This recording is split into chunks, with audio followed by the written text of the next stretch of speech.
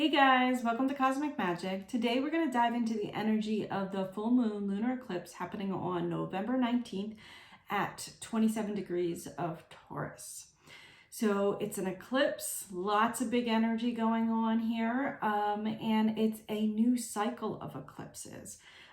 For about a year and a half, we've been working on the Sagittarius Gemini axis, and now we're moving into the Taurus and Scorpio axis.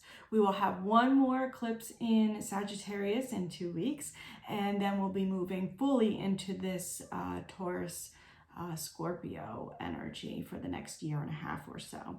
So it is definitely a shift, a change. We're going to be working with a whole new set of energies. And so it is a ending and a beginning.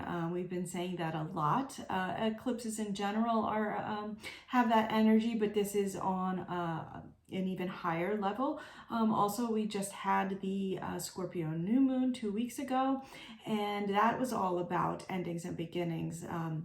A death and rebirth of some sort.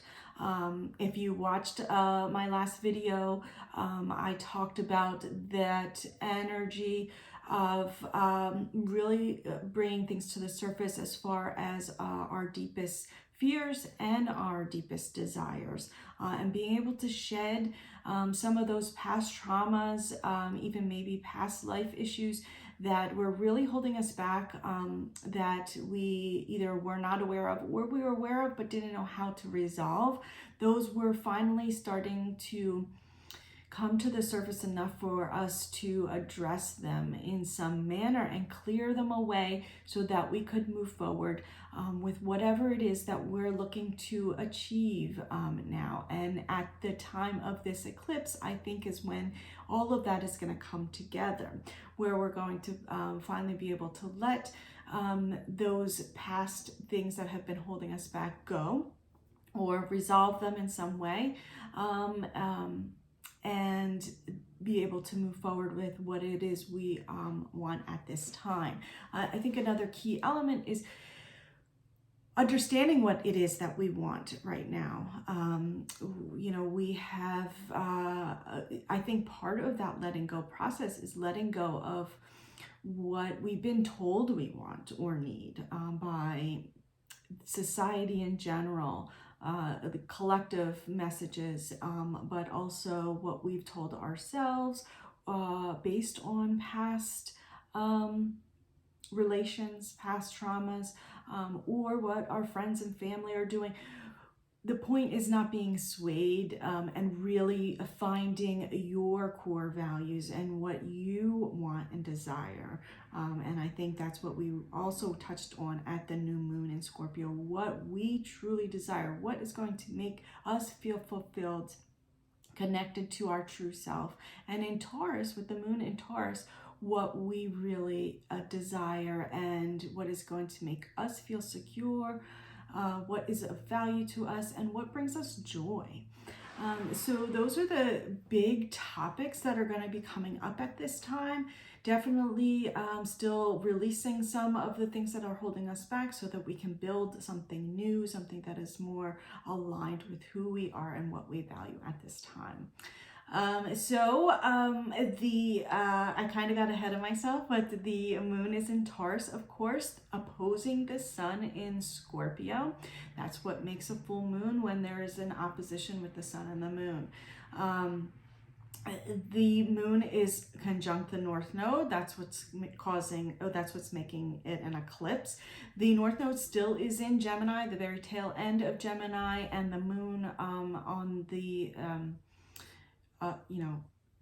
just in Taurus, so they are conjunct, but they are still in opposite signs. Like I mentioned, the North Node will be moving into Taurus soon, and then we will move into that full cycle, that new cycle.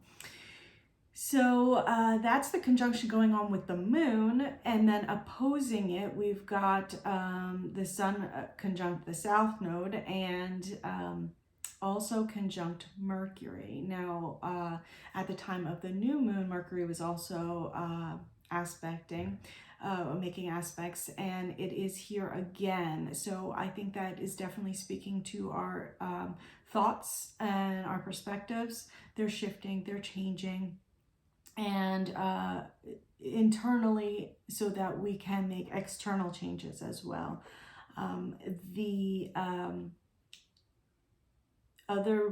There are some other aspects that are also reiterating this shift and change in our perspectives and our thought patterns, and also how we communicate with ourselves especially, but to the world in general. And Mars is also in Scorpio, not really conjunct the Sun or Mercury, but it's close. It's making its way there. I think it's encouraging us again to move forward, to push forward, but there is an opposition to Uranus with Mars. So there could be some conflict there on how to move forward still. We might still be working that out, or we may want to move one way, and something external, a sudden change, because it is Uranus, could push us in a different direction. There may be some push and pull energy there that we still have to work through at this time. Let's see. So those were the big, the oppositions in general and the conjunctions. There are some other aspects, actually a lot of aspects going on here, too many to completely go over in this video, or else it would be extremely long. But I'm definitely going to touch on the big ones. And the first one that stands out to me is Jupiter. Jupiter is making a T-square to the Sun and the Moon at the time of this eclipse. And it is, a T-square is oftentimes a very tense aspect, but it is Jupiter after all, and that is the great benefic. So it is, I think, a more positive energy. It is adding a layer of hope and optimism, and again, reiterating that joy, reiterating that sense of joy, and focusing on your joy, focusing on what makes you happy, focusing on creating a future filled with more joy and more heart, more purpose, more value.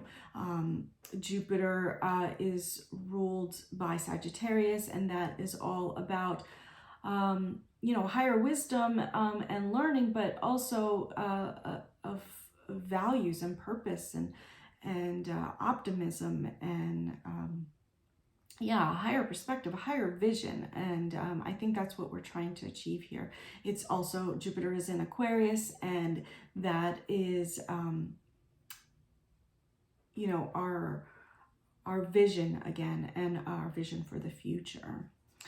And I think kind of thinking outside the box, that is both definitely Sagittarius and Aquarius energy, thinking outside of the box, again, going back to Mercury, thinking outside of the box on how we can transform our reality so that it is more positive, more hopeful, more joyful.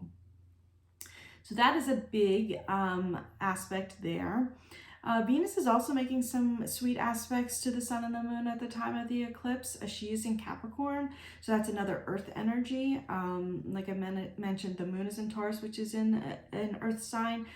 Sun in Scorpio, which is the water sign. So we're dealing with our emotions, but also the physical world and how we're going to manifest, how we're going to kind of balance out our emotions or emotions of the past, to create something and manifest something here in the physical world, some kind of change, some kind of long-standing change and transformation and structure. Venus is reiterating that again in Capricorn, creating something.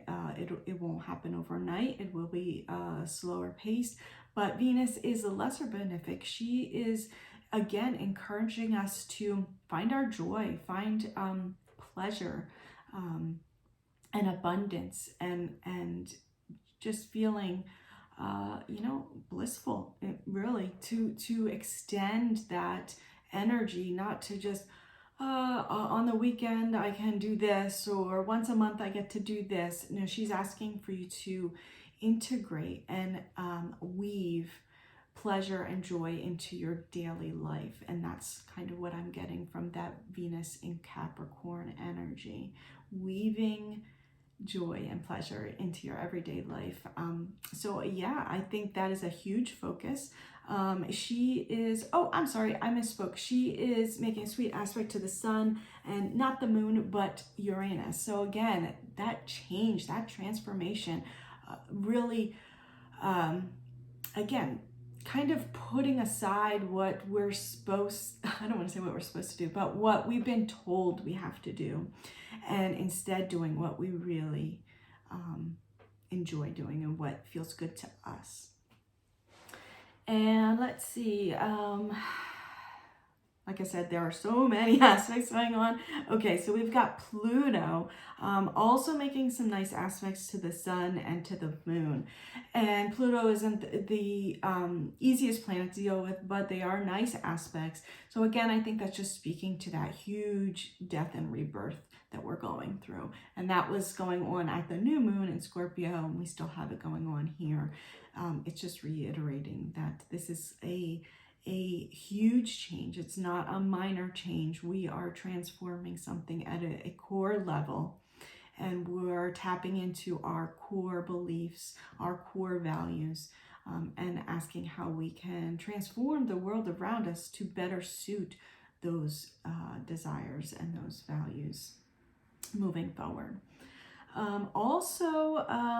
Let's see. What else? Oh yes, Neptune. Neptune is trining the sun and Mercury at the time of the eclipse. And to me, that's just adding more of that positive, hopeful energy like Jupiter is.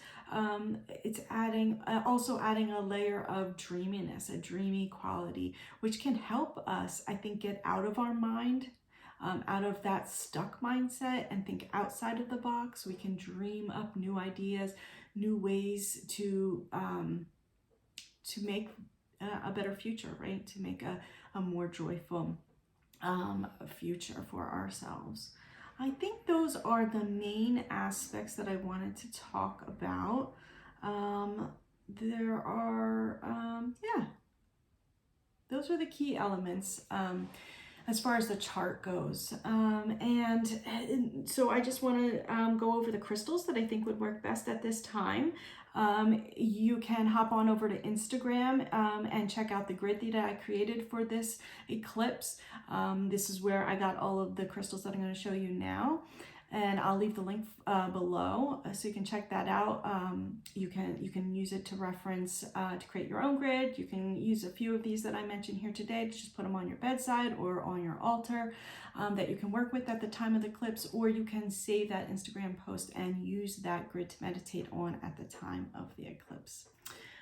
So these are all crystals that I think would work well at this time. The first one would be Garnet. Now I apologize, this guy's pretty small, but Garnet is going to help us, I think, tap into, well, one, our sacral chakra, to really activate that energy and help us tap into our heart's desires, what we, our passions, what are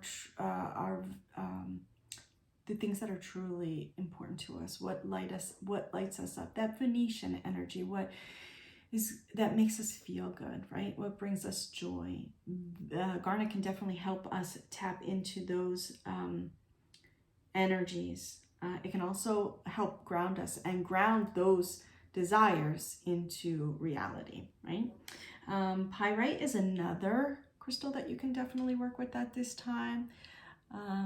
Another grounding energy, but it's going to help us be successful in bringing forth those new visions and ideas that we come up with, and be confident that we can achieve them as well.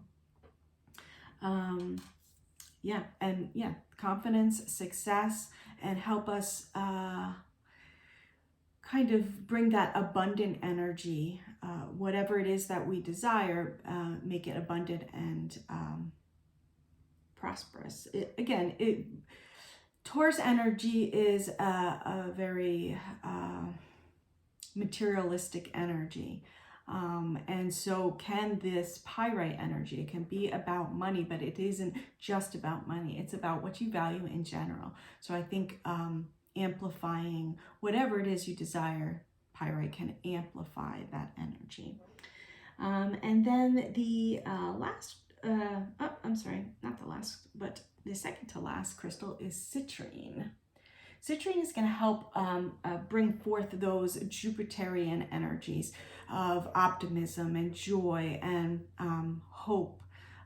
It's also going to amp up our confidence as well, and increase the success level of whatever we're trying to manifest. And then the last crystal is Amazonite. That is going to actually work with both the Scorpion energies and the Taurus energies, because it helps balance the water and earth energies. And so again, it can help us rein in those emotions and balance those emotions so that we can move forward and create that new future that we are looking for. So those are the key things that I wanted to bring up with the crystals. And I will just pull one card so we can see if there's anything else that wants to come up or be reiterated. This time I'm working with a tarot deck instead of an oracle deck. Just switch it up a bit, see what comes up. Okay. The Devil, interesting. So I think that's still asking us to release some of the things that are holding us back, right? Again, I had briefly mentioned letting go of what we're told we should do, what we think we have to do, or what is in our face and calling us to come hither, right? But isn't really aligning with us, isn't really what we want. It's what's in the forefront, but isn't really speaking to our soul, right? So we have to separate ourselves from the illusion of things and tap back into those core levels of ourself, our sacral chakra, again, our root chakra and our heart chakra. I think really focusing on those and not being swayed by illusion, persuasion, really having the confidence and the courage to move forward in the direction of your own choosing, and not being swayed by others, by temptation, or it sounds excessive, temptation, but I think you get what I'm saying. It's really staying focused on your goals, your desires, and not being distracted. I think that's the key. Not being distracted by the outside world and all the, there's a lot going on, obviously, right, in the outside world. And a lot of it's not pleasant. A lot of it is corrupt. I think a lot of that corruption is coming down. That's part of this Taurus, this North Node moving into Taurus energy. There's going to be a lot more of this coming forward in the coming years. And I think the key for us on an individual level is to stay focused on ourselves and on our desires, and just let the corruption fall as it may, and stay focused on your own goals and desires in the meantime. All right, so I think that's more or less it. I will be back again in 2 weeks for the next eclipse. And until then, have a great eclipse and the great rest of the energy in between. It's going to be Those 2 weeks are going to be interesting. So just try to stay cool and calm and work with those crystals and meditate. Do anything that you can to stay grounded, because there are a lot of shifts and changes that are going on. But that's why we have these videos, so that we can kind of have a heads up, and we have the crystals so we can work with that energy and balance that energy more so. All right, thanks a lot, guys. I'll talk to you soon. Bye-bye.